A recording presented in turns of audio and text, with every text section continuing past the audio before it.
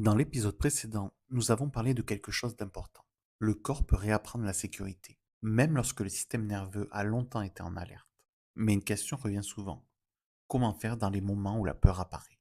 Quand le corps se tend, quand le cœur accélère, quand les pensées commencent à tourner. Dans ces moments-là, il n'est pas toujours nécessaire de faire quelque chose de compliqué. Parfois, des petites actions peuvent aider le système nerveux, des gestes simples, des micro-pratiques qui ramènent le corps vers un peu plus de calme. La première est souvent la respiration. Lorsque l'on est inquiet ou en alerte, la respiration devient plus rapide et plus courte. Le corps se prépare à réagir. Mais lorsque la respiration ralentit, le système nerveux reçoit un signal différent, un signal qui dit il n'y a pas de danger immédiat. Prendre des respirations plus lentes, plus profondes, peut déjà aider le corps à relâcher la tension. Une autre pratique est l'ancrage.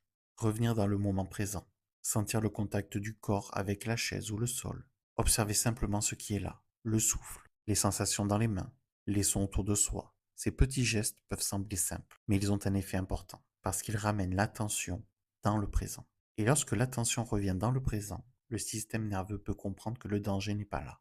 Un autre élément peut aussi aider, le mouvement. Bouger doucement, s'étirer, marcher un peu. Le corps n'a pas seulement besoin de comprendre, il a besoin parfois de libérer l'énergie qu'il a accumulée.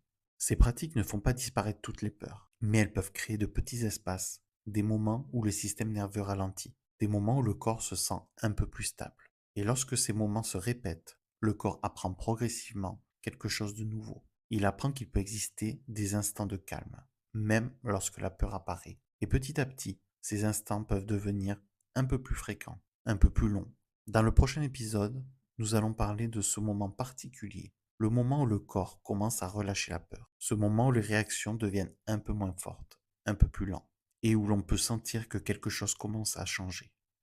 Merci d'être là. Si tu veux approfondir ces mécanismes, tu peux retrouver des articles, des témoignages et des ressources sur le site ensembleborderline.fr. À très bientôt pour le prochain épisode.